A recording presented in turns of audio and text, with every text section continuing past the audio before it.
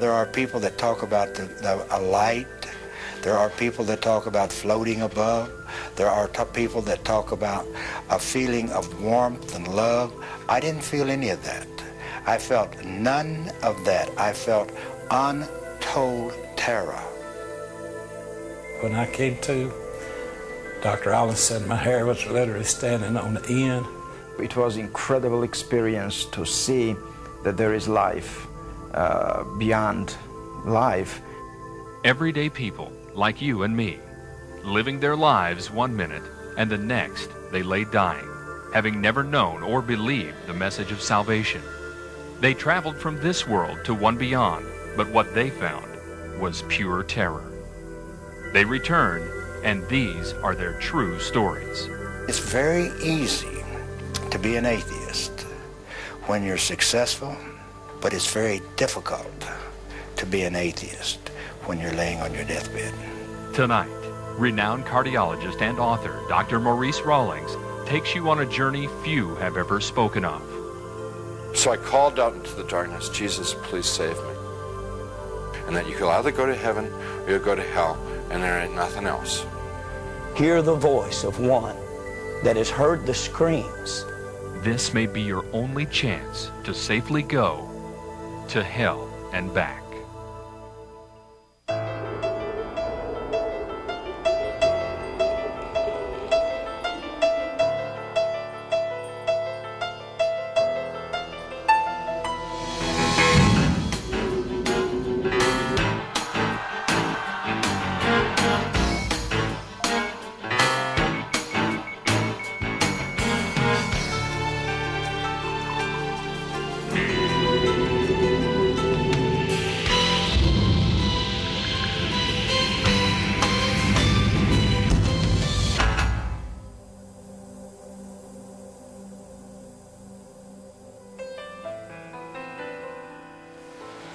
This is an experiment on life after death. All through history, man has predicted life after death. All Bibles are based on life after death, all religions. But where are they? Who's come back to show us there's life after death?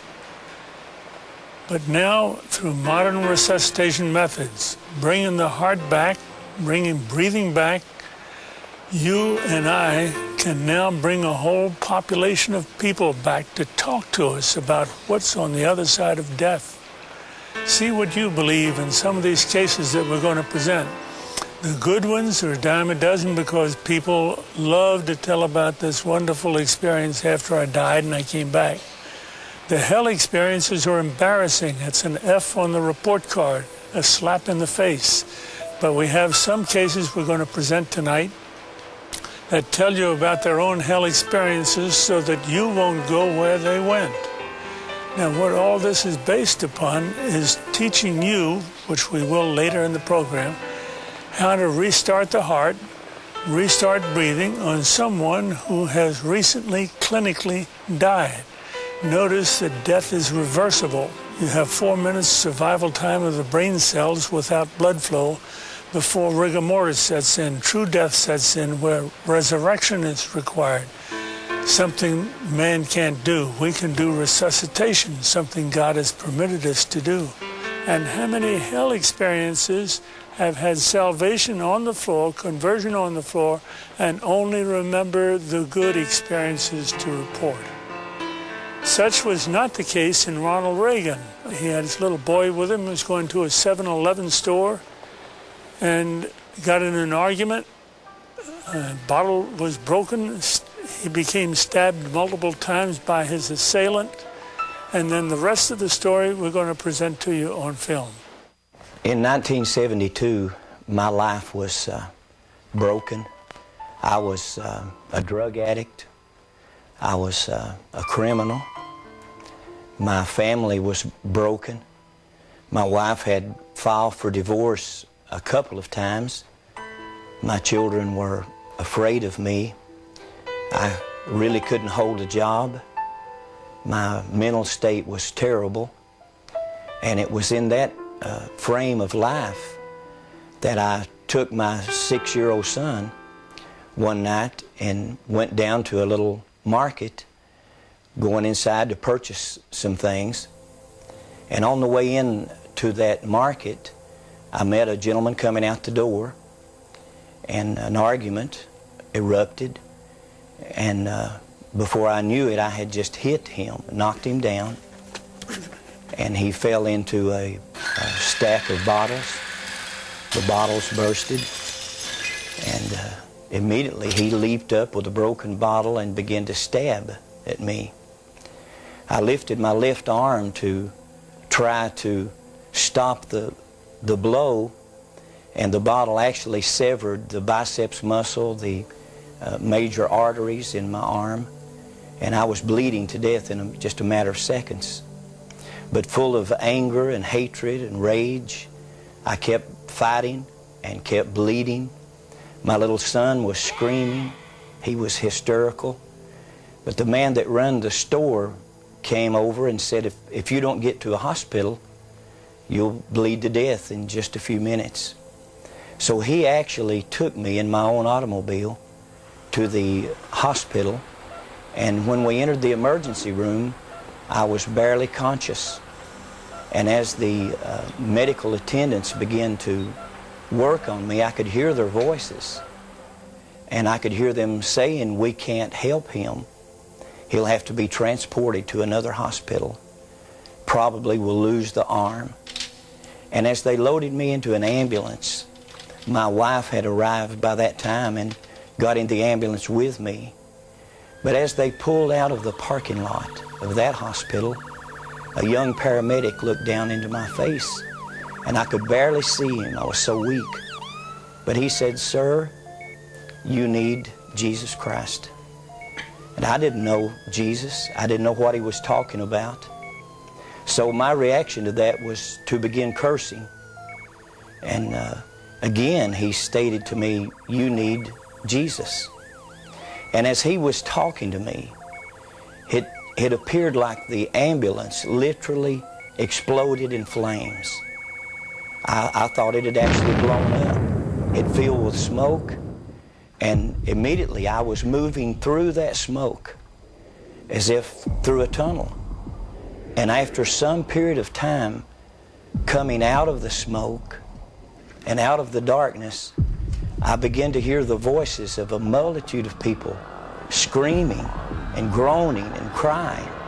But as I looked down, the sensation was looking down upon a volcanic opening and seeing fire and smoke and people inside of this burning place screaming and crying. They were burning, but they weren't burning up. They weren't being consumed. And then the sensation of moving downward into this.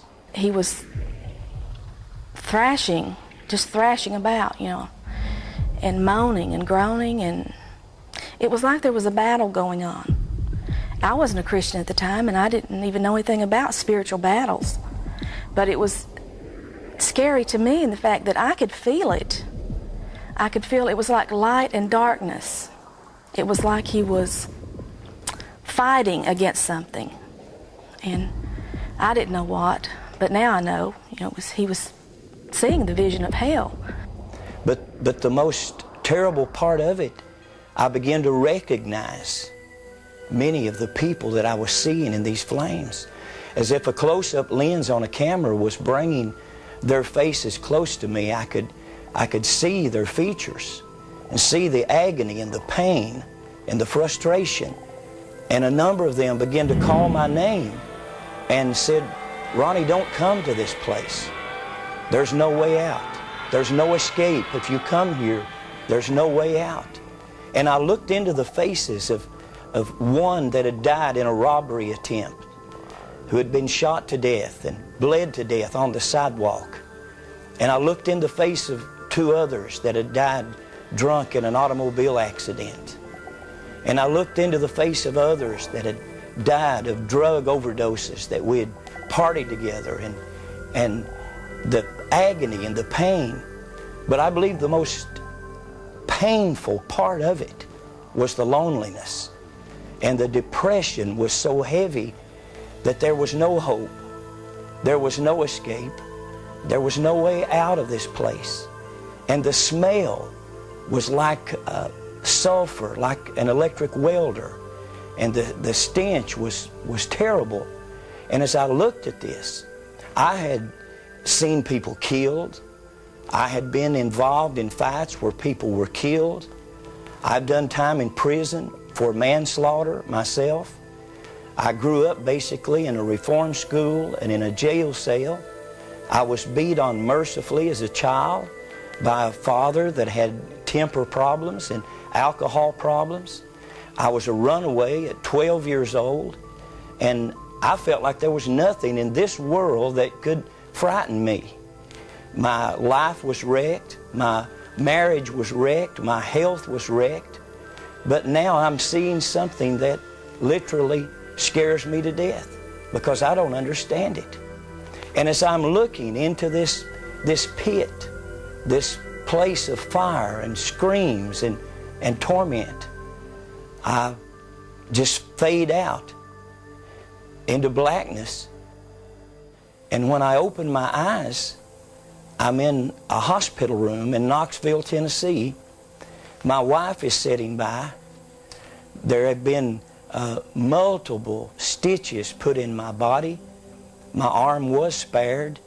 There was almost 100 stitches. And I looked in the face of my wife, and I wasn't concerned about where I was or anything around me. All I could visualize was what I had just seen. He had this funny look on his face, and it was a terrifying look. And he said, I don't really know what's happened to me, but he said, I've been in a terrible place. And I kept telling him, you're in the hospital. You've been in the hospital all along. And he kept saying, no. He said, I've been in another place. He said, I don't know exactly what it was, but he said it was terrible. It was a terrible place. I could still hear the screams. I could still smell the terrible smell. I could still feel the heat. And I could still hear the voices of people that I'd known through the years screaming for me to go back. And through the days to come, I tried every way to get that out of my mind. I tried to get drunk. I could not get drunk. I tried to get stoned. I could not get stoned. I tried everything that I could to get this off my mind, and I could not. One morning, several months later, I came home to where my wife was. I'd been trying to get drunk. I couldn't. And when I walked in the house, went back to the bedroom, the light was burning. My wife was sitting up in bed, and she had a large book open on her lap. And she looked up at me, and her face was literally shining. And she said, Ronnie, tonight I accepted the Lord Jesus Christ as my Savior. And she didn't have to say a lot to me. Our life had been filled with agony. She grew up in Chicago. Her father was a bartender on the south side of Chicago. She knew nothing about God or church or religion. And the pain in her face, the wrinkles that I'd put in her face with abuse and violence and alcoholism and drug addiction, being gone for months at a time, and her and the kids not knowing where I was. Her face had changed. The wrinkles were literally gone. The smile had replaced sorrow and agony. And she looked at me and she said, Jesus, save me tonight. And she said, would you go with me and hear about this man called Jesus?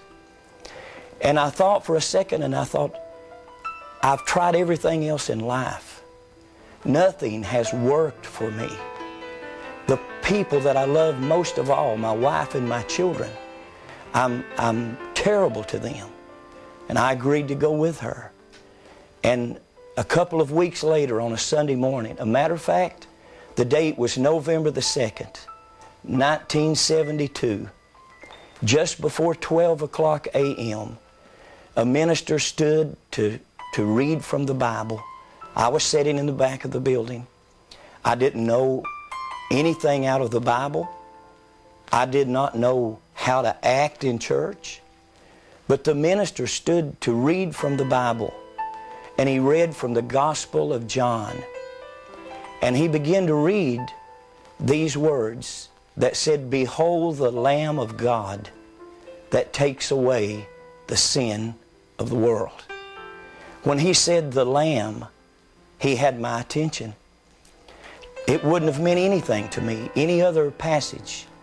But when he mentioned the Lamb, he had this hard-hearted sinner's attention.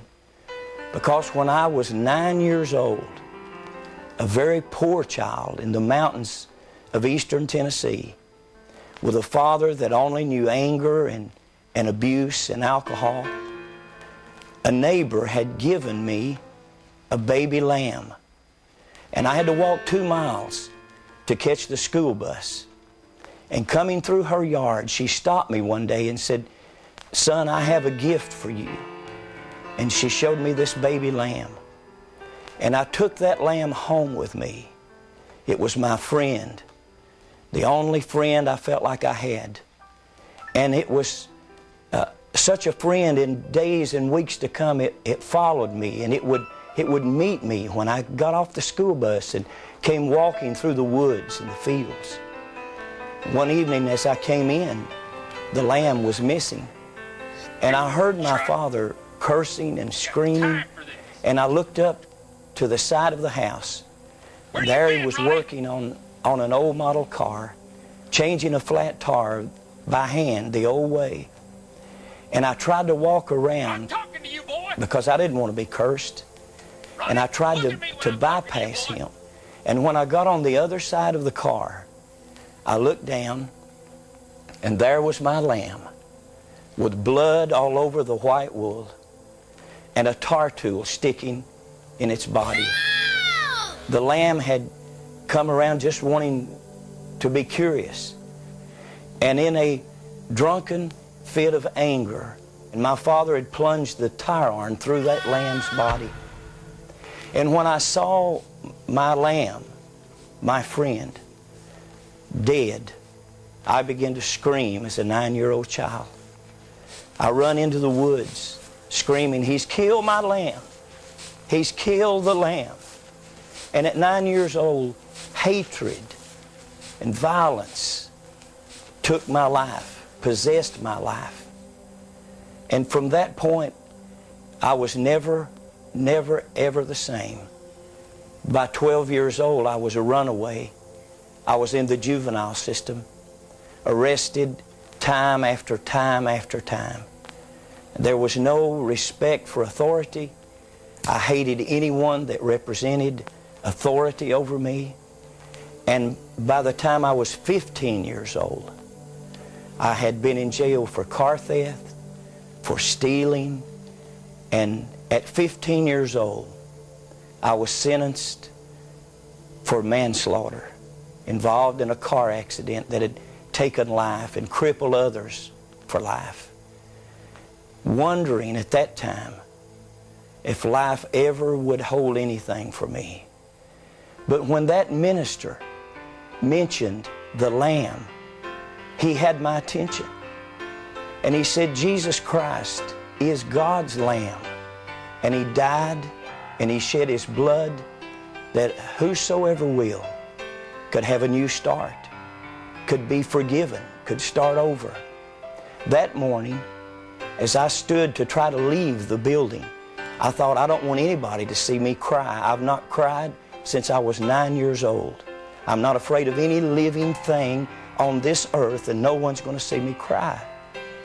But I turned to leave, but I started down the aisle toward the front of that building.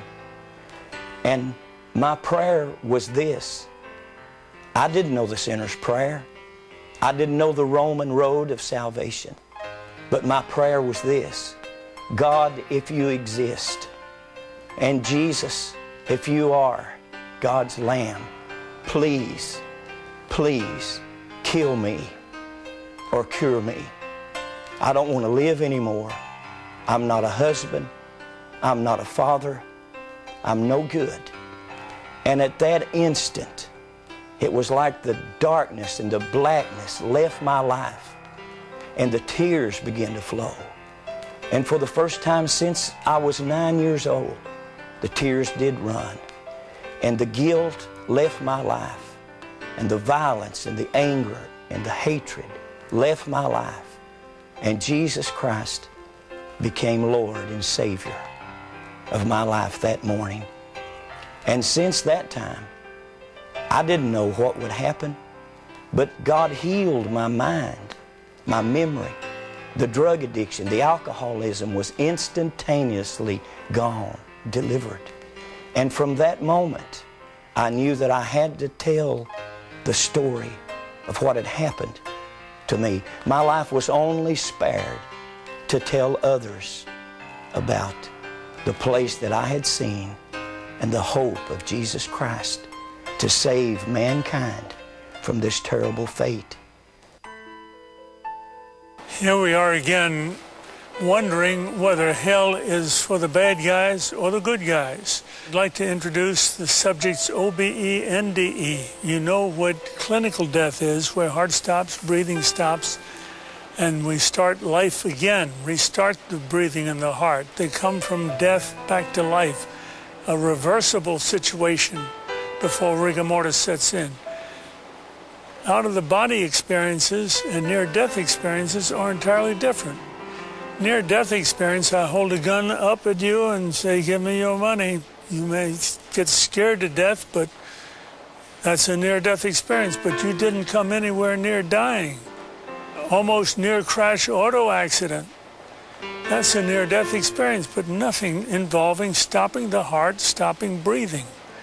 And yet, most of the authors that write these books are including NDEs and OBEs with clinical death. We're just investigating clinical death, where people actually die and come back. Now, out-of-the-body experiences is a way to get there without dying. How'd you like to find out what death feels like without dying? Well, deep hypnosis can get you there. You see your guru over in India and learn the meditation techniques and the correct mantra. You can have chemical hypnosis. You can go scrying with your crystal ball.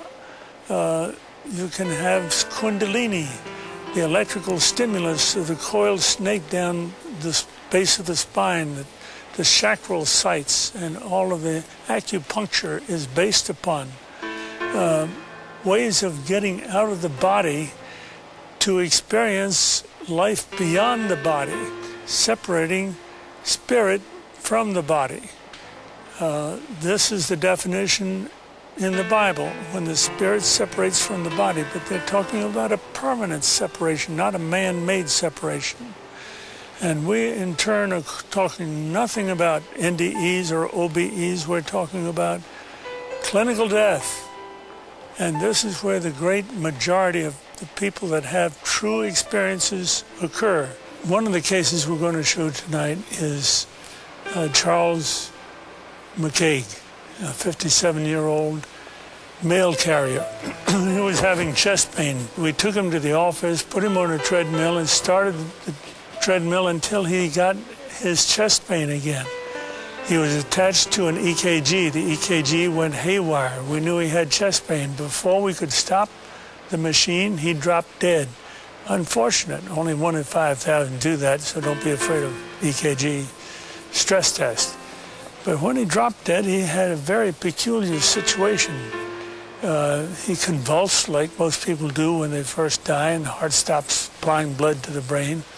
Eyes rolled up, sputtered, turned blue, stopped breathing. The nurse started IV, I started external heart massage. The strangest thing happened when I would stop resuscitating to put in a pacemaker. When I came to, Dr. Rawlings said my hair was literally standing on the end, and my eyes had already started dilating. And I was absolutely scared to death. I was horrified. My life was what you might call normal. I partied lots. Not all that bad, but I had joined the church at a small, young age because my parents had said, let's go down to the front and join the church. I really didn't realize what it was to belong to the church or accept Christ until that day. And I had early in one morning at work, I had gone to the walk to the local clinic in my hometown and telling them that I thought I was having a heart attack. I didn't tell anyone I was going, and they sent me on up to the clinic where Dr. Rawlings was. He kept me about 3 or 4 days and then gave me a stress test. On that stress test, I told the girl, Pam, that was running the stress test, that I was dying, let me off, and that's the last I remember of that. And when I came to, Dr. Rawlings was giving me CPR, and he asked me what was the matter because I was looking so scared and so forth. And I had told him I'd been to hell, I needed help. And he said, well, keep your health to yourself. I'm a doctor, I'm trying to save your life.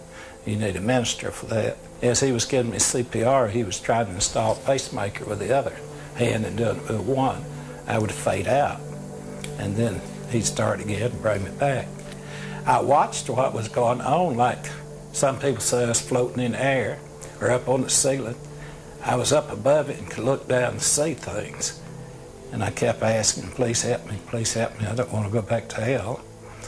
And Pam said, well, he needs help to do something. And at that time, he said, say this short prayer after me. I believe Jesus Christ is the Son of God. If you'll save my soul and keep me alive, I'll be on the hook for you forever. And if I die, please keep me out of hell. And after that, the other experiences was real pleasant. I saw my stepmother, my mother. My mother passed away when I was about 5 months old. I never saw a photograph of her, and I was able to recognize who she was. And my stepmother had passed away approximately 10 years before. They were together. I did not have any contact physically or mentally with them. All I remember was they kept their hands outreached to me. And I remember later that I made a remark that I'd always heard it, but now I knew it. And Dr. Rawlings asked me, what did I mean? And I said, well, I've always heard you couldn't carry your money with you. And I looked, and they didn't have pockets. I know that's weird, but I was trying to take in everything I could see. I must have thought I was going to get back so I could tell it. And after I saw them, my next experience was walking down a lane that had colors on both sides, just brilliant colors. I have dabbled in art, and or Rembrandt, either one could not reproduce those colors. They were so bright. This light surrounded me, and I believe to this day that was the Holy Spirit that surrounded me and took care of me. And I've never felt so good and so safe in all my life. After all this was over, I realized what had really happened. It was a double conversion. Not only had this make-believe prayer converted this atheist on the floor, it had also converted this atheist doctor that it was working on him. That's the only reason I can appear to you here now, to tell you that there is a life after death, and it ain't all good. Most of you viewers out there can tell the difference between simple fainting, clinical death, and biologic death. Charles McCaig, take that case for example, who was on the treadmill. I could tell that he was in clinical death. He had a startled question on his face. He was about to ask the question. He looked dumbfounded at me as he's walking on the treadmill. I noticed his heart had stopped, his breathing had stopped, but he was still walking and talking for a minute or two before no blood flow to the brain registered, and he dropped dead. He was dead and didn't even know it. I should have told him. But what did he do?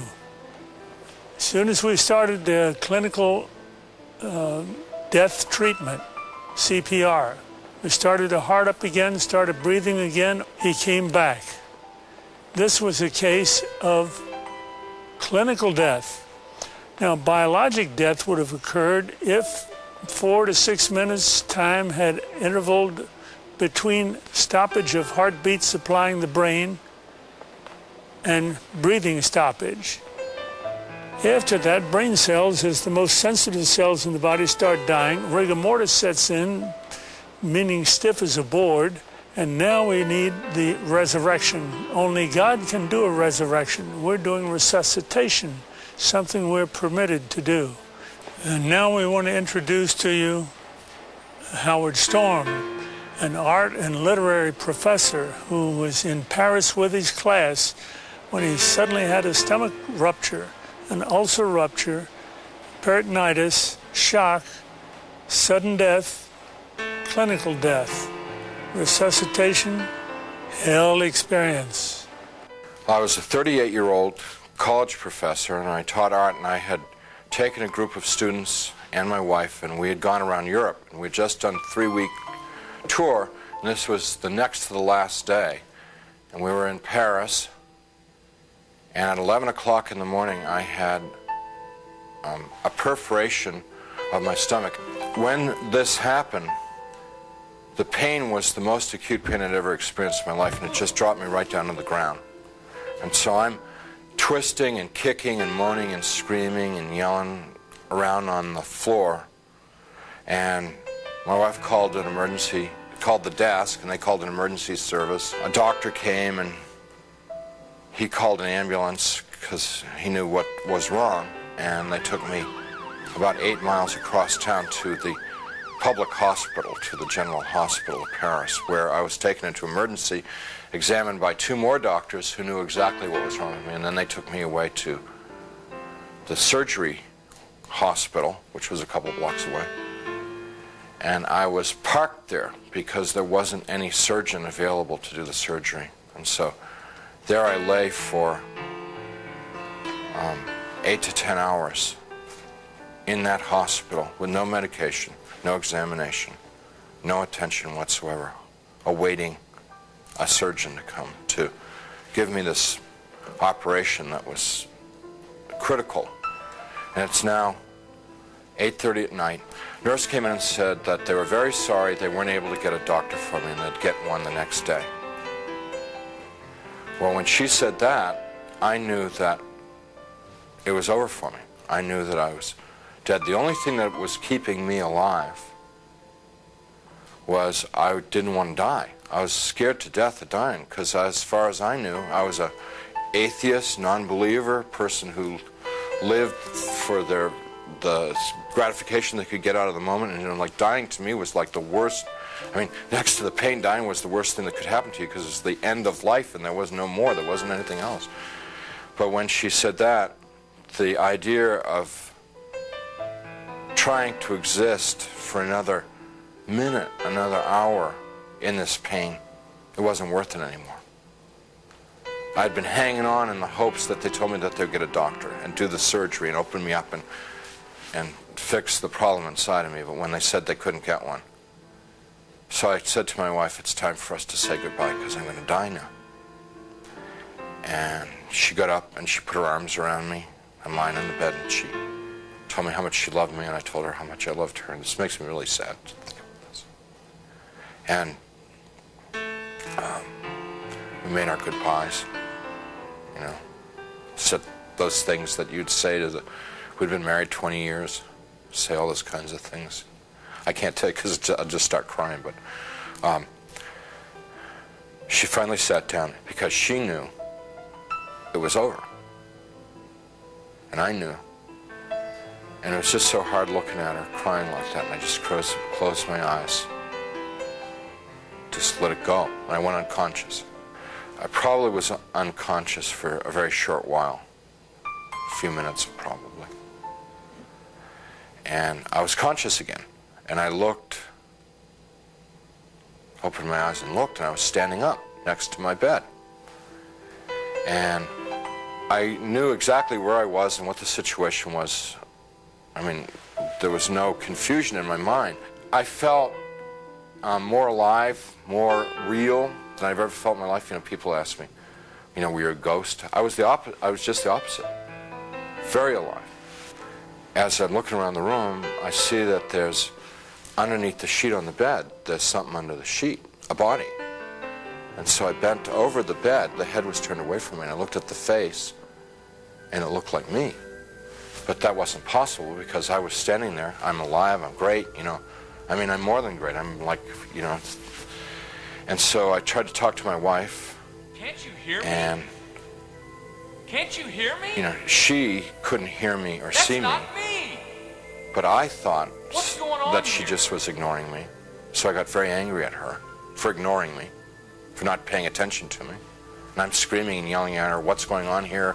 Why is this body in the bed that looks like me, and how to get there and stuff like that? And I had a sneaking suspicion that the body in the bed was me. But I didn't want to think about that because that was too scary. So I'm getting really agitated and upset because this is all too weird. You know, this can't be happening. It's impossible. I've got a hospital gown on, and it's like really, everything's really real. And I hear people calling me outside the room, and they're saying to me in soft, gentle voices, Howard, you got to come with us now. Come quickly. Come out here. So I go over to the doorway of the room, and there's people out in the hallway, and they're the hallway's dank. It's gray. It's not light or dark. It's just gray, and they're all in grayness, and they're men and women, and what they're wearing might possibly be hospital uniforms. And I asked them if they were from the doctor to take me to the operation, and I told them, I said, I'm really sick and I'm going to have an operation and I'm going to die if I don't get this operation. And I was supposed to have the operation 8 hours ago, and I'm telling them all this stuff, and they're going, well, we know, we understand. You know, you got to come quickly. Howard, come out here. Howard, come quickly. Come with us. Howard, we've been waiting for you. Waiting. I left the room, which was real, clear, bright, and went into the hallway, which was dank and hazy, and followed these people. We had a very long journey. There's no time, and whenever I make a reference to time, it's just an illusion because there was no time in this place. But this journey, if I were to recreate it, I'd have to walk like from Nashville to Louisville or something to recreate the walk with these people. And as we walked, they stayed around me and kept moving me on, and it kept getting darker and darker. They were becoming more and more openly hostile to me.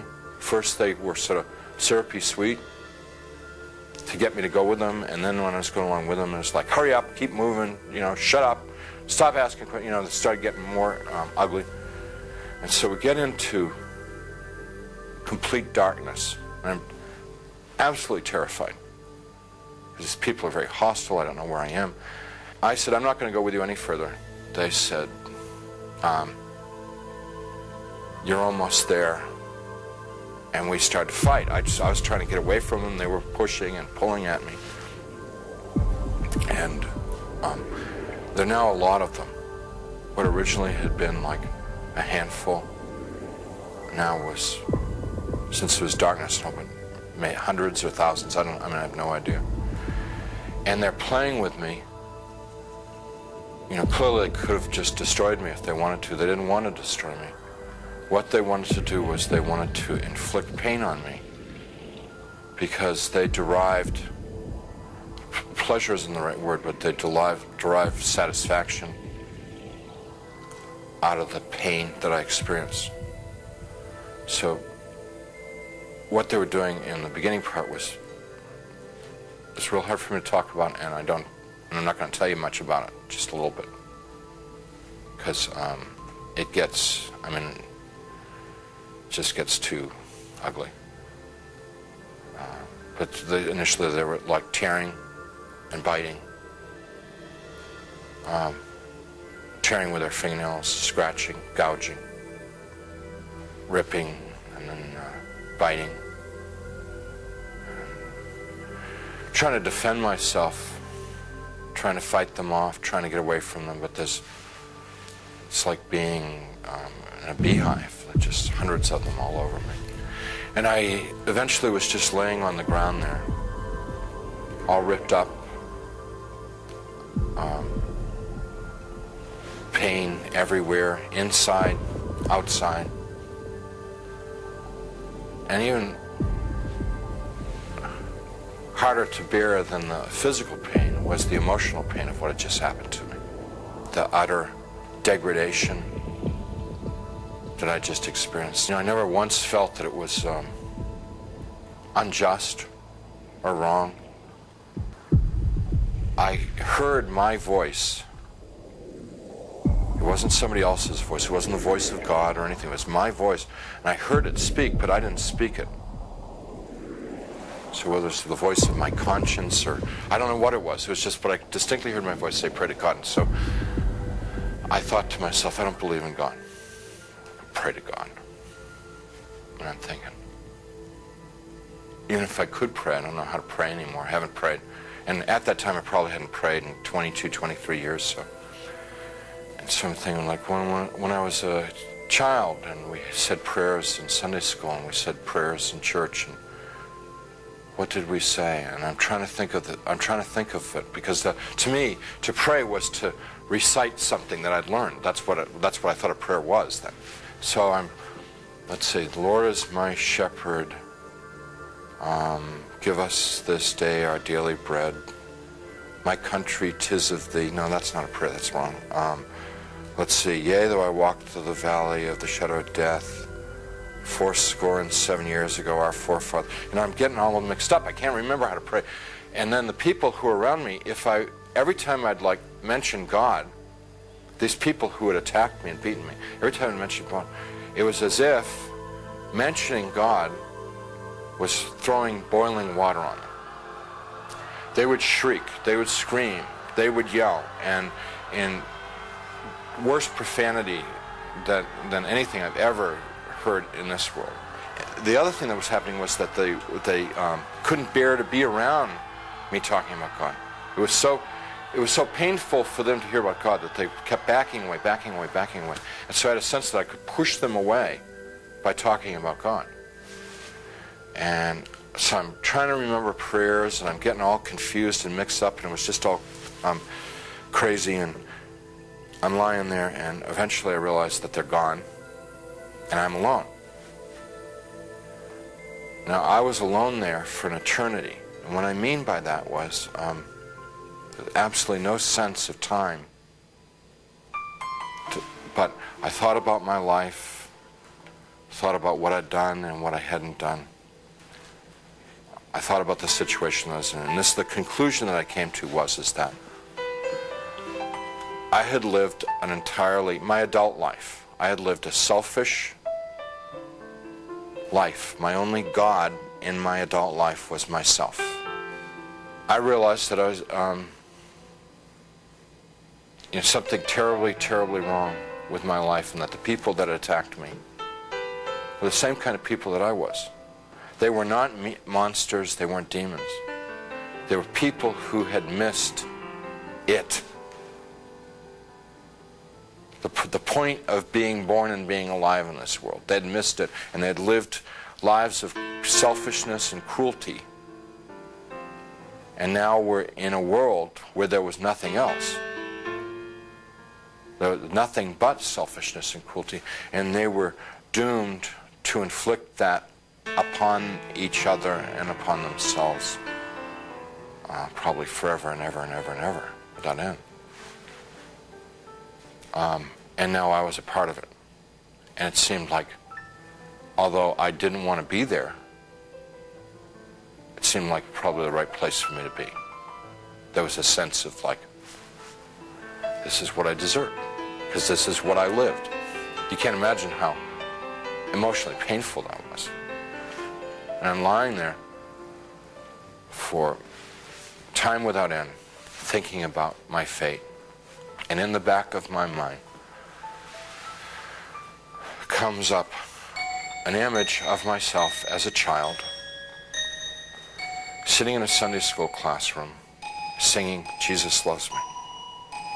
I could hear in my mind, Jesus loves me, la la la. Jesus loves me, la la. And as I recalled myself singing it and I could hear myself as a child singing it, more important than anything else was that I could feel it in my heart that there was a time in my life when I was young and innocent, when I believed in something good, when I believed in something other than myself, when I believed in someone who was all good, all powerful, who really, really cared about me. And I knew that I wanted that back, that which I had lost, that I'd thrown away, that I'd betrayed. I wanted that back. That I didn't know Jesus, but I wanted to know Jesus. I didn't know his love, but I wanted to know his love. I didn't know if he was real, but I wanted him to be real. You know, I mean, this was all just because I trusted that there was a time in my life that I had believed in something, and that I knew I had known once as a child that it was true, and I wanted to trust that it was true. So I called out into the darkness, Jesus, please save me. Please, save me. And he came. He came. First there was a tiny little speck of light in the darkness, and it very rapidly got bright. And the light became so bright that if it were in this world, it would have consumed me. It just would have fried me to a crisp. But it wasn't at all hot or dangerous there. The light just came upon me, and he reached down. He was in this light, and he reached down out of this light and gently started to pick me up. And in his light, I could see that I was gore and filth and wounds all over, and I looked like roadkill. And he's gently putting his hands underneath me and very tenderly picking me up. And as he's touching me, everything just goes away. All the wounds, all the pain, all the dirt, it just kind of like evaporated away. And I'm like whole and healed. And inside, just filled with his love, which I wish I could be more articulate about. It's so frustrating not being able to tell people about it, because you know, it's the best thing that ever happened to me in my life. I mean, it's like it's the everything. You know, it's the all of life is to know that love. And you know, I get to it and I just can't describe it. I can't convey it to you. So he's holding me and embracing me, rubbing my back like a father would his son, like a mother would her daughter, just gently rubbing my back. And I'm bawling like a baby, out of happiness. I mean, like the release, you know, having been lost and now been found, having been dead and now brought back to life, you know. And he's carrying me out of there. Up we just go. Out, gone. And we're moving towards a world of light, and I began to have thoughts of tremendous shame that I've been so bad. So I thought of myself as dirt, garbage, filth. And I thought to myself, he's made a mistake. I don't belong here. He doesn't want me. You know, it's like the shame of, like, how could he care about me? You know, why me? I'm bad. And we stopped. We weren't in hell, we weren't in heaven. We were in between. And we stopped, and he said, we don't make mistakes. You belong here. And we began to converse, and he was talking and telling me things, and he brought over some angels, and we went over my life from beginning to end. And what they wanted to show me in my life was what I had done right and what I had done wrong. And without going through my whole life story, it was real simple, real simple. When I had been a loving, kind person, considerate of other people. It made the angels happy, it made Jesus happy, and they let me know that it made God happy. And when I had been selfish and manipulative, it made the angels unhappy, it made Jesus unhappy, and they let me know that it made God unhappy. What they were trying to convey to me, in a nutshell, was my whole purpose of my existence had been to love God, love my neighbor as myself. That's why I had been created. That's what I was in this world to do and to learn, and I had failed. They told me that I had to come back to this world, and I got real upset because I wanted to go to heaven. What they told me about heaven, it's like the most fun, most interesting. I mean, it's the most wonderful place. I mean, everybody would want to go to heaven, and I wanted to get there. And they said that I wasn't ready, I wasn't fit, that it wasn't my time to go to heaven. It was my time to come back to this world and try and live the way that God wanted me to live, the way God had created me to live in the first place. I told them, Jesus and the angels, that I couldn't live in this world without them. And I said that I would have, my heart would break to send me back to this world, because they'd be there and I'd be here. And they said to me, you don't get it? What is the matter? We were showing you all this, we would explain to you. We've always been there. We always have been there. We've always been with you all this time. And you've never been alone down there. And I said, you've got to let me know that you're around once in a while. So they said, if I prayed and confessed my sins to God, gave what I had, and what they meant by what I had was gave my worries, my cares, my hopes, my dreams, just gave it all up to God. That there would be times when they would be there, and I would know in my heart that they were there. I wouldn't necessarily see them or hear them, but I would feel the love like I'd felt it then. And I said, if you will assure me that there are times when I can know that love, I could live in this world. And they said that they would do that, and with that they sent me back. After the experience, the nurse who had been in the room a few minutes before and said they couldn't find a doctor and they'd try and get one the next time, she came running back to the room and she said, a doctor's arrived at the hospital, which was like, this is all pretty miraculous stuff, because this is now like 9:30 at night, around 9:30 at night. She said, doctor's arrived at the hospital and we're going to have do surgery on you right away. And some orderlies and people came in and they threw my wife out of the room.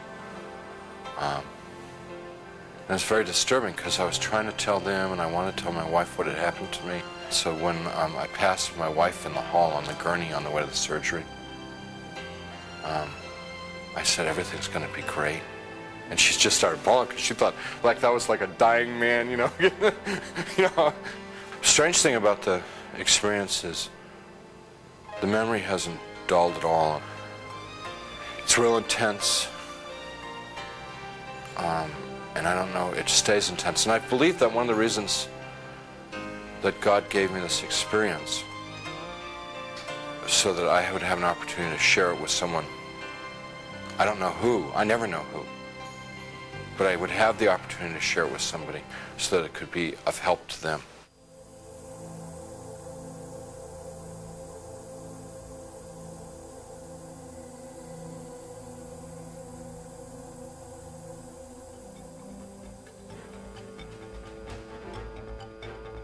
A random survey reveals that many people do not believe in a true heaven and hell. Many of those who do believe these places exist have different ideas of how a person gets to one place or the other. I don't believe there's a hell. I do believe there's a heaven. Somehow there has to be more to this existence than just, your short period of time on the earth. It's got to be something following it. I believe that everyone will pay for what they do in life. I don't believe necessarily by what the Bible says about hell being a fiery inferno. I believe that hell is just your worst fears and everything that can be evil in your own perception you pay for eternity. And I also believe that heaven is where you could live for the rest of your life in peace as long as you love God and live for God and live by His word. I do believe there is a heaven, definitely a heaven. I'm not sure so much about the hell, how you explain hell. However, yes, heaven, yes. I don't think it's necessary that you attend church to go to heaven or that you believe in the Bible, but just live a good life. I think hell is reserved for just a few really bad people, maybe somebody who might commit murder intentionally. Probably murder is about the only thing I would think you would probably end up in hell for. I'm not really sure what would define you to go to hell or why you would go to heaven. I really wouldn't know. I think there's probably not either a heaven or hell, just a afterlife. I don't know exactly what it is, but I think I'm not sure what there is, but I think there's just sort of a middle, like a limbo or a purgatory where everybody goes. That's neither really comfortable or really traumatic. I believe that everybody, number one, in their own mind thinks of a heaven and hell, and heaven is what makes them the happiest, what they're looking forward to in the future, and what they strongly believe by their belief, whether it be God or some other deity or some other entity, that heaven does exist, and that's what they work for in life. My daughter is a proclaimed atheist, but somewhere in the back of her mind, she knows that there is, in her mind, what she wants out of the final lifetime. And to me, that is all it requires. A deity is not required. I believe in my kind of belief, which is more of a metaphysical belief. I believe how you feel on earth and how you view heaven, what it is, that's what it's your own conception. So it becomes that way when you die. So if you believe that there's a God source in you and that you're basically a good person and you're a happy person, and that's what happens to you after you go. But I don't believe that you're penalized and that you go to some place full of fire if you didn't live your life the way organized religion thinks you should. Many people are trying to dilute the message of hell, the message of heaven, saying that neither of these worlds exist. Why not eat, drink, and be merry? If there is no accountability, then there is no sin. And if there's no sin, Christ died in vain. And if Christ died in vain, what do we need God for? This is the new philosophy of the New Age, that there is no hell. It is the hope of most people. There is no hell. On the other hand, people are going to visit our loved ones in the hospital with a new message of a new age that is the exact opposite. It's called the religion of NDEs, the religion of near-death experiencers. Look, I went to heaven, they tell the patient that's dying, and I saw the light, and I came back, all is well. There is no accountability, there is no hell.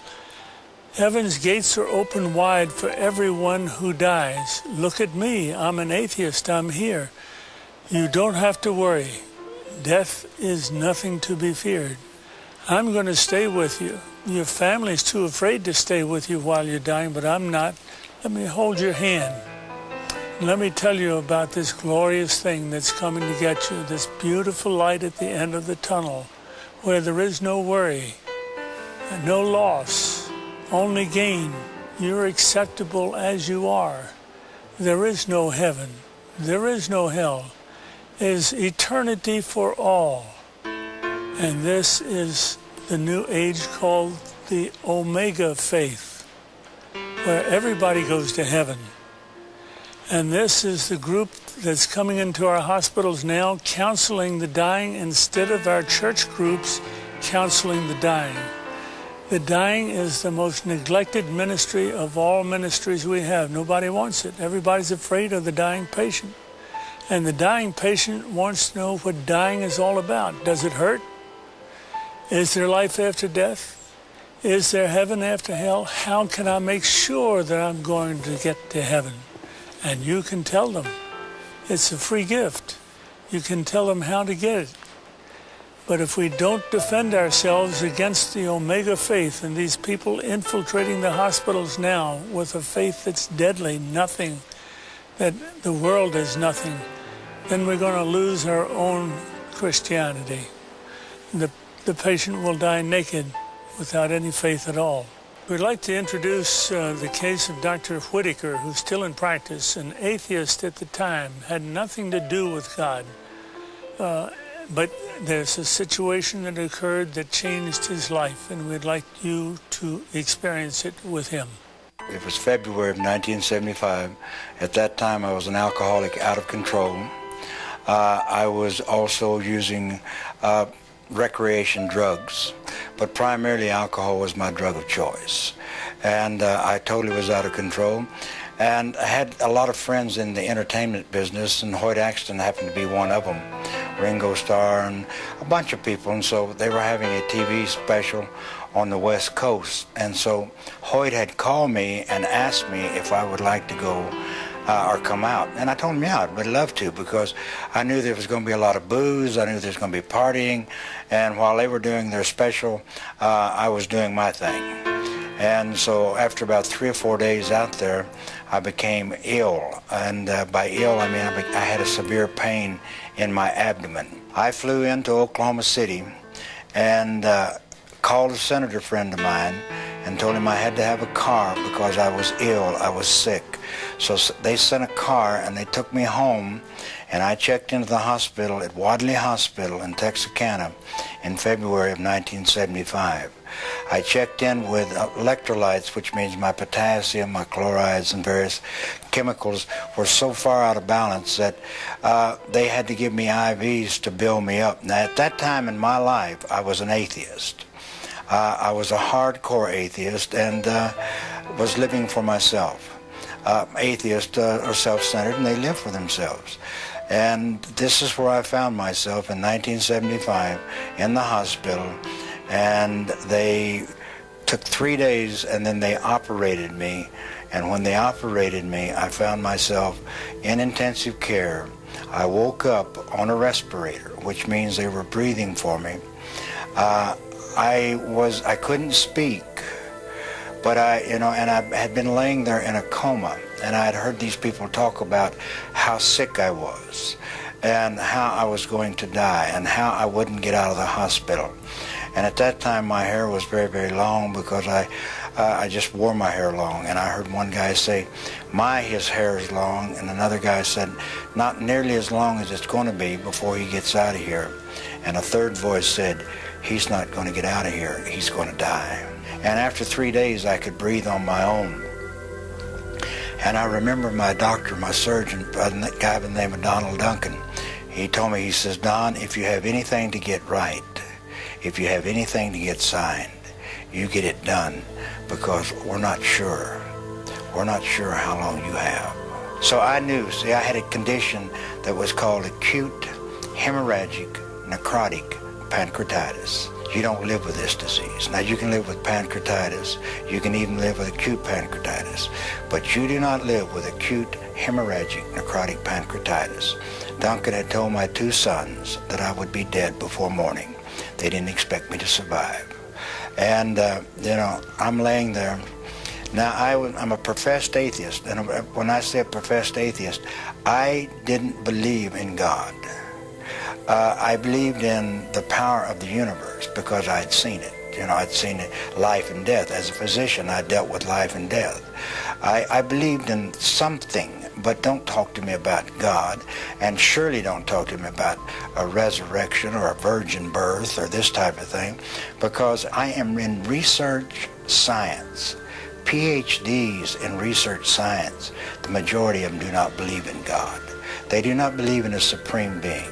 They believe, and they're beginning now to believe that there is order in the universe, because as we get farther and farther along, we see the order. But I was an atheist. Now see, it's very easy to be an atheist when you're successful, You have worked your way from Oklahoma welfare to being one of the most powerful men in your part of the country, one of the most powerful men in the state of Oklahoma in relationship to political. It's very easy to be an atheist when you have done all of that. A man can sit back and say, I don't need God. What is God? But it's very difficult to be an atheist when you're laying on your deathbed, because you begin to think, what if these people are right? See, there'd been one man by the name of Ron Short that has stood between me and the gates of hell. One man that had witnessed to me about the love of Jesus for 5 years before I became ill. One man. And, you know, I would debate him, and I liked him because he did what he said he was going to do. I mean, he was the only one that I saw that professed to be Christian, that lived what he said he was going to do. And so I really respected him. I didn't believe what he said, but I respected him. But when I'm laying on my deathbed and knowing that I'm going to die, guess who I thought about? I thought about, what if Ron is right? What if there is a heaven and a hell? And so the most immediately, the most pressing thought in my mind is, how do I get saved? What is saved? What is saved? How do I get saved? And so I sent them for Ron Short. I wanted him to come down because I wanted him to do what he had to do. I had no idea. How can a man hanging on a tree in Israel 2,000 years ago, what is that to me? But I knew that he had something that I had to have. And that night, see, I had him go for Ron, but Ron wasn't home. Ron was in Alabama. And so I had him go and send for Ron.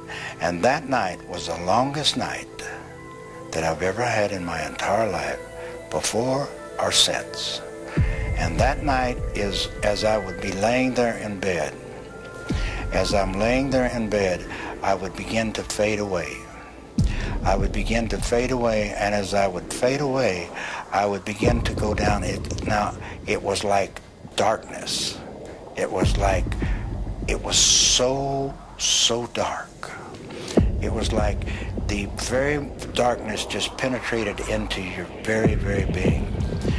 And as I left, and I can tell you I left my body because I remember when I came back into my body. You know, I don't know where I was out of my body. Now, there are people that talk about a light. There are people that talk about floating above. There are people that talk about a feeling of warmth and love. I didn't feel any of that. I felt none of that. I felt untold terror.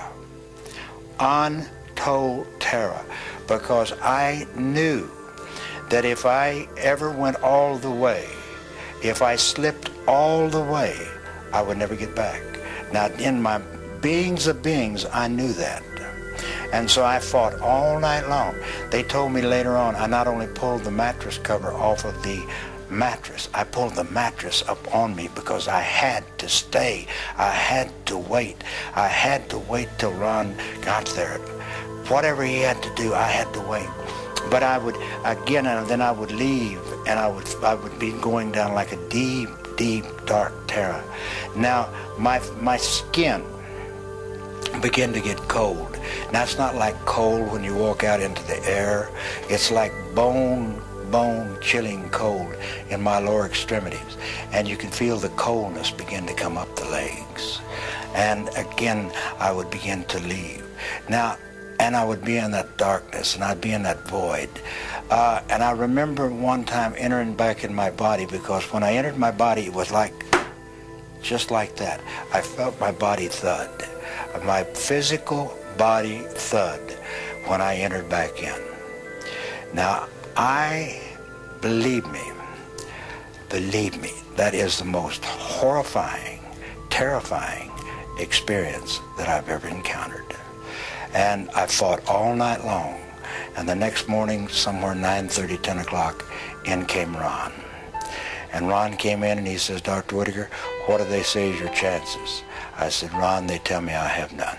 He says, now's the time. And I said, you're right.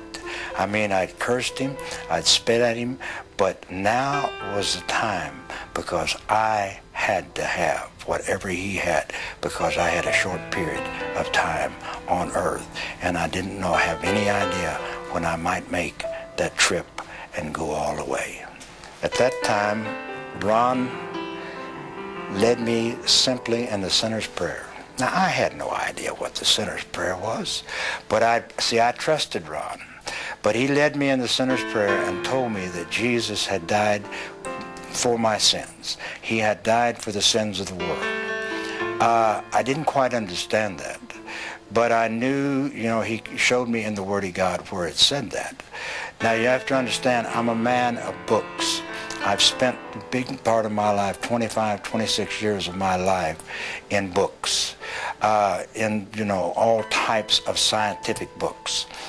Chemistry, like I said, degree in chemistry, advanced degrees, all the way out to the medicine doctor to practice medicine, all of these degrees. So he told me, and I believed him because it's in this book, and it was a new book unto me, and it was called the Bible. And so I let Ron lead me in the sinner's prayer, and I said the sinner's prayer after him. And I can tell you one thing. There was a peace that came over me like I had never known. I'd search for that peace. I'd search for it in the bottles, alcohol. I'd search for it in needles. I'd search for it in drugs. I'd search for it with women. I'd search for it all types of places. But there was no peace in my life. But once I accept Jesus Christ as my Lord and Savior, I was no longer afraid. I still believed I was going to die because I knew the condition I had is that you do not survive it. I knew that. I'm a physician. I knew what I had, you did not survive. And he shows me in the Word of God, it says, these signs shall follow those that believe. They shall lay hands on the sick, and they shall recover. I walk around on planet Earth this day, taking no insulin, taking no enzymes, eating whatsoever that I might, and God produces in my body every day the correct material for me to function without having to take medication. When you see blind eyes open, you see the cripples walk, you see the leopards cleansed, and you see them with your own eyes. You see that. Then it doesn't take a rocket scientist to figure out that, the Bible is true. How can the various stages of hell have different aspects to them? Well, the Bible doesn't say it's all fire. If you look at different places, it's cast out, separated from God, total darkness, where the worm cannot die. Most of it is flame. But there are some that can't visualize this, like Rhodaniah that we'll introduce, and Whitaker, Dr. Whitaker. Seeing the angel of light can be deceptive in some cases. For instance, 2 Corinthians 11:14, even Satan can change himself into an angel of light and deceive many. Which light did they see at the end of the tunnel? Especially if it was someone that didn't think they deserved to be in heaven. Those things occur. Strangely enough, the opposite does not occur. Those that saw themselves in hell knew exactly where they belong. They never questioned why they were put there. In fact, Christ talked about this himself in Matthew 25. He says, if Satan cast out Satan and sent hell as an imaginary picture, how would his kingdom stand? How would it hold together? No, impossible. But no, as an angel of light, Satan can deceive many. But this variation that they see in hell, whether it's total darkness or whether it's the fire, it's a place that they never want to visit again. This brings us to the case of Dr. Rhodaniah, George Rhodaniah, a young Russian fellow, very intelligent, became a PhD and MD, but before that had trouble with the KGB and couldn't get out of Russia. In fact, when he tried to get out of Russia, he was purposefully run down by the KGB overriding the sidewalk and running over him. And this is how his accident started and his story started. As a psychiatrist, as a neuropathologist, for me, God never existed. I never believed in God. I never believed in Bible. I never thought about God or Bible or divinity. In 1976, I was 20 when I was already a doctor working in Georgia. I met a lady from Texas, and I tried to leave the country many times, but I didn't have such a help. This lady tried to help me, and I became in big trouble with KGB. Because my work, I worked on adenosine triphosphate, it's a neurotransmitter in our brain, and with the conjunction of oxytocin, I discovered several things, and I was a scientist, and KGB didn't want me to go, so that's why they decided to kill me. That's how I got into another dimension of my life. I was standing on the sidewalk, ready to depart to New York, waiting for a cab, when a car ran on the sidewalk and hit me. I flew 10 meters and I fell and then ran. The car runs over me. My friends and relatives took me to hospital, and the hospital staff, friends of mine, and 2 other professors constated or declared me dead. They put me in morgue in a freezer, and 3 days later they took me out on Monday. It was Friday night, and on Monday morning they began my autopsy. And these 3 days being out of my body, seeing everything what was happening around, seeing myself, my body, seeing my birth, my parents, my wife, my child, my friends. I saw their thoughts, I saw what they were thinking, how their thought moved from one to another dimension. It was an incredible experience. I was in darkness, in total darkness, and this darkness was pressing. This darkness existed not beyond, but existed within. What I want to say is that darkness was pressing, and I was in the middle of this sphere, and I didn't understand why and how this darkness existed. Where was I? And I understood I didn't have a body because I didn't feel it. But then I thought about light. I went through that little hall into light. But light was more powerful, more burning. I mean, you cannot compare it to anything. No word can explain it. And this light was so burning and going through flesh. But I didn't have a body. That was the most interesting part. And I was scared of that light. I thought, where is that hall to darkness? Go to shade to save myself from this light. What is that light? I don't know. I mean, it can be called light of God. It can be called light of life.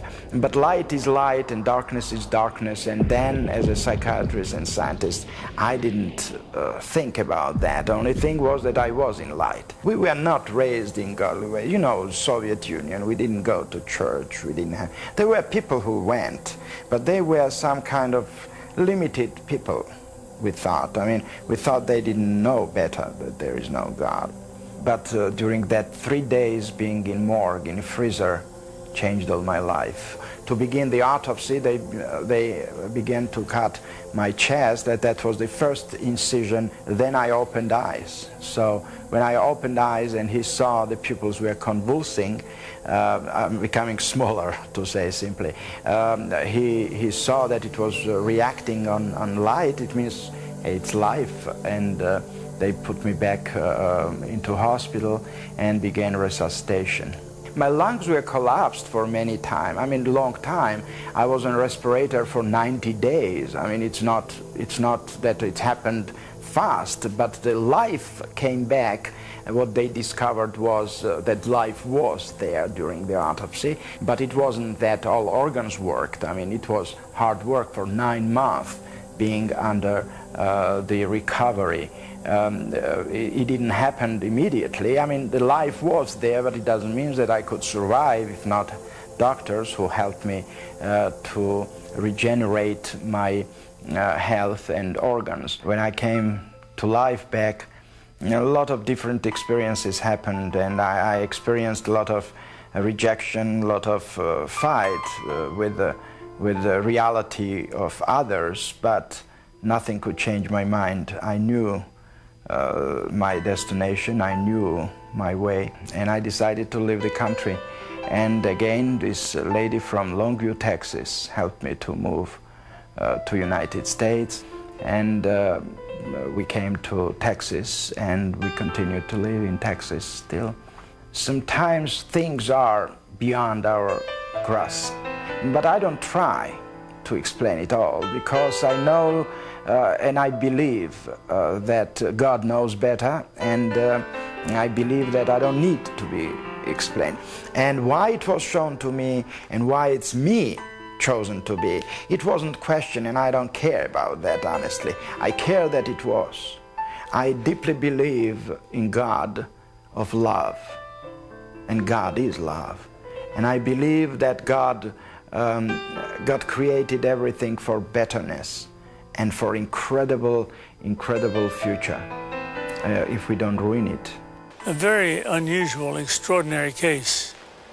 And now we want to take it to a practical experiment. We said we'd show you how to start somebody's heart up again, start their breathing up again, and you do it with your bare hands. So immediately on the floor, we'll assume this is the floor, you see if she's all right. Hey lady, did you faint? Maybe she's intoxicated. She'll talk to you, or just bumped her head from a faint. But then you immediately look, feel, and listen to see if she's breathing, whether the chest is moving, nostrils moving, air exchange felt. If not, you immediately forget the heart. You go to the airway, and you unobstruct the airway by lifting the chin pointing to the ceiling. This straightens out the windpipe. Then you close her nostrils so your air in her mouth will inflate her lungs. And you give her 2 quick breaths. And see if this should rise. And if it rises, it's an unobstructed airway. If it's still obstructed, you go back and give 2 more breaths and reach down and unobstruct the airway. If her heart is not breathing, and you determine that by not listening with your ear, but feeling on the carotid pulse on either side of the Adam's apples, you'll feel boom, boom, boom, boom. If you do not feel that, after the 2 quick breaths, 2 inches above the xiphoid, the lower part of the breastbone, you implant the heel of one hand, supplement it with the heel of the other, and push your weight down on her. We know, and this is the important thing, this is a critical moment in life. If we can catch people before they die, before they drop dead, like you and I, we're alive, we have a choice, and give them the option of accepting Jesus Christ as a personal Savior, then they can't lose whether they live or die. That's with them forever. And when they die like this, we don't have to question where they went. And the preacher will be right. She went to heaven to be with God. But those that die on the street, where did they go? And is it the minister's fault or your fault and mine? Because we did not approach them with the gospel, which is a free gift to anyone that wants it. Now we have several things in common I'd like to talk to you about with these other cases.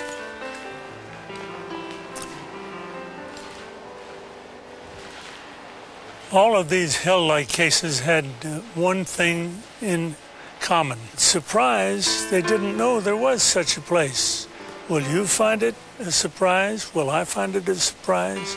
Or will we be prepared? Hell is nothing new It's been there.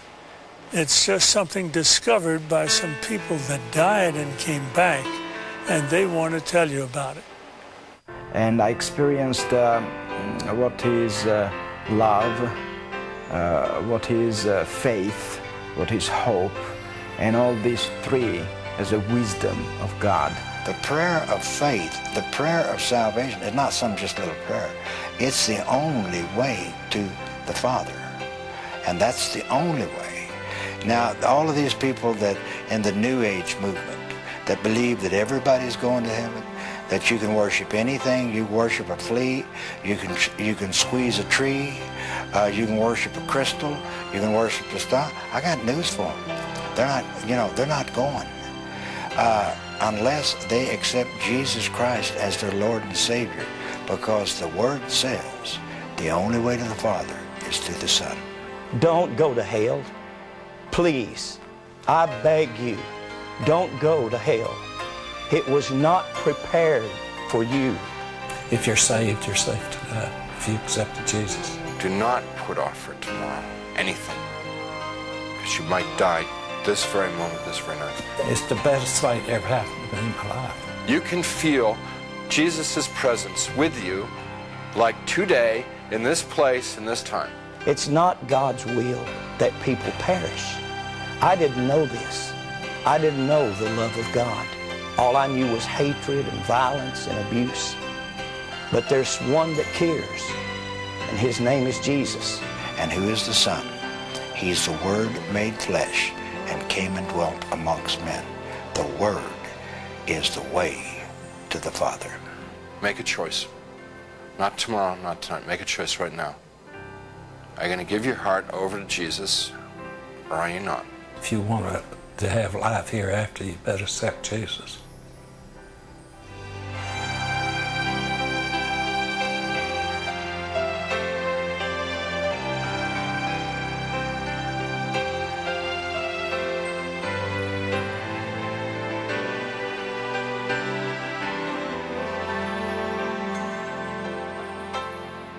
Friends, you've heard the evidence. This is as close as you're going to get to making a decision. Is there life after death? Are these people that we've presented to you turning their lives upside down because there is a heaven and there is a hell? Have you made a decision in your own life? Do you know if you die tonight, you would be with God in heaven tomorrow? If you're not sure, see the number at the bottom of your screen. We have counselors. And remember the adage from Revelations 3:15. Behold, I stand at the door and knock. God's knocking right now. If you hear me, open the door and I will come in.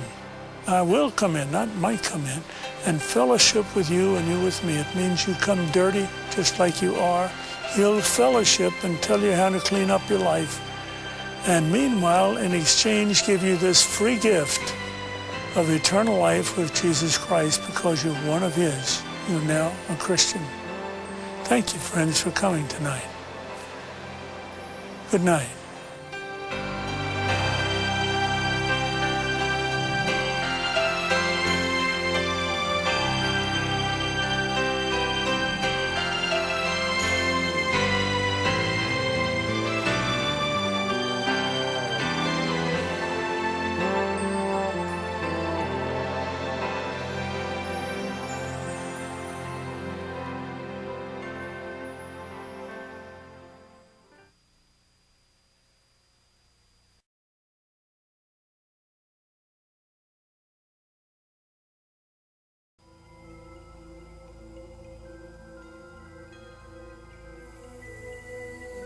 There are people that talk about a light.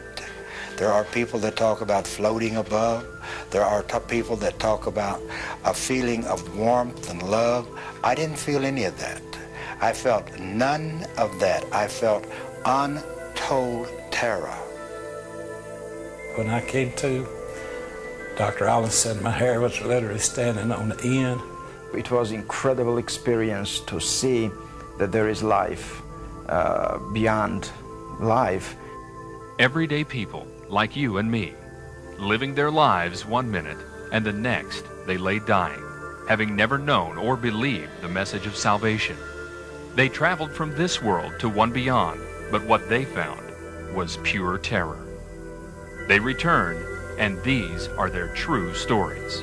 It's very easy to be an atheist when you're successful, but it's very difficult to be an atheist when you're laying on your deathbed. Tonight, renowned cardiologist and author Dr. Maurice Rawlings takes you on a journey few have ever spoken of. So I called out into the darkness, Jesus, please save me. And that you could either go to heaven or you'll go to hell, and there ain't nothing else. Hear the voice of one that has heard the screams. This may be your only chance to safely go to hell and back.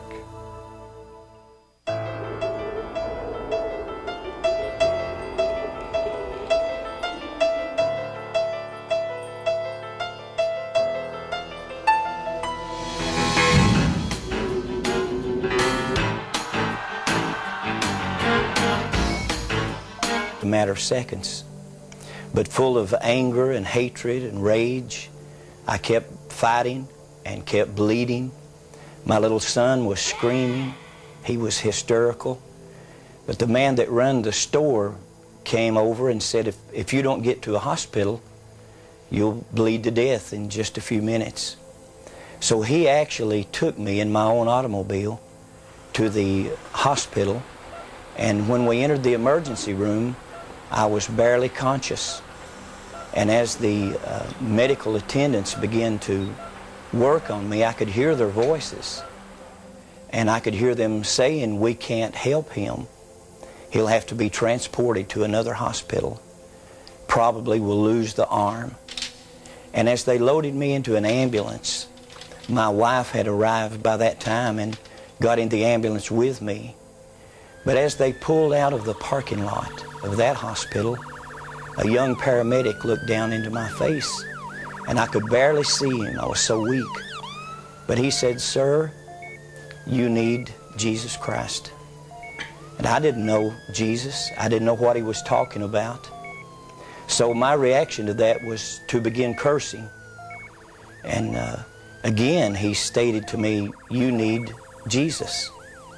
And as he was talking to me, it appeared like the ambulance literally exploded in flames. I thought it had actually blown up. It filled with smoke, and immediately I was moving through that smoke as if through a tunnel. And after some period of time, coming out of the smoke and out of the darkness, I began to hear the voices of a multitude of people scream.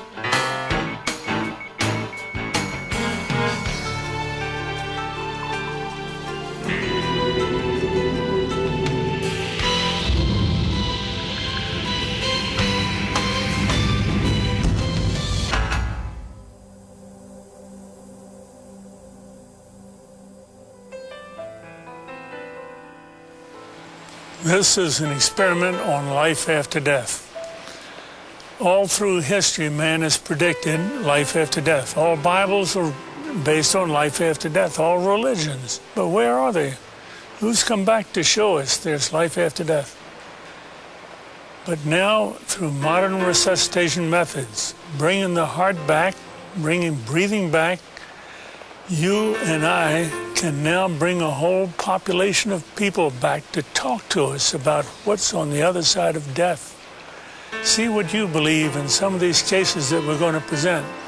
The good ones are a dime a dozen because people love to tell about this wonderful experience after I died and I came back. The hell experiences are embarrassing. It's an F on the report card, a slap in the face. But we have some cases we're going to present tonight that tell you about their own hell experiences so that you won't go where they went. Now, what all this is based upon is teaching you, which we will later in the program, how to restart the heart, restart breathing on someone who has recently clinically died. Notice that death is reversible. You have 4 minutes survival time of the brain cells without blood flow, before rigor mortis sets in, true death sets in, where resurrection is required. Something man can't do. We can do resuscitation, something God has permitted us to do. And groaning and crying.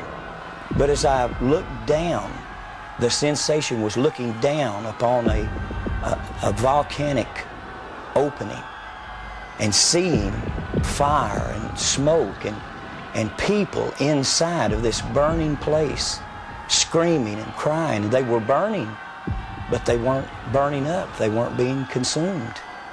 And then the sensation of moving downward into this. He was thrashing, just thrashing about, you know, and moaning and groaning, and it was like there was a battle going on. I wasn't a Christian at the time, and I didn't even know anything about spiritual battles. But it was scary to me in the fact that I could feel it. I could feel it was like light and darkness.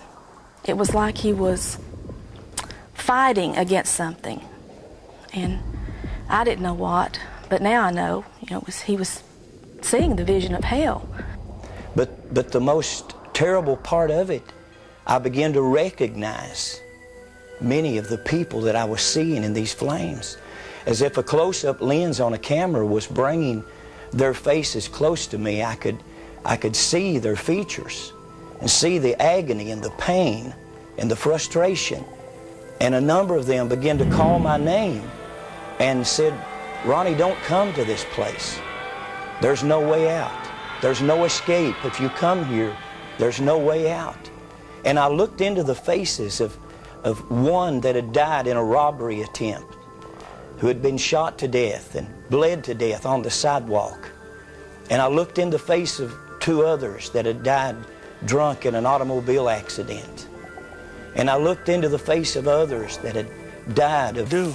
And how many hell experiences have had salvation on the floor, conversion on the floor, and only remember the good experiences to report? Such was not the case in Ronald Reagan. He had his little boy with him, was going to a 7-Eleven store and got in an argument. A bottle was broken. He became stabbed multiple times by his assailant.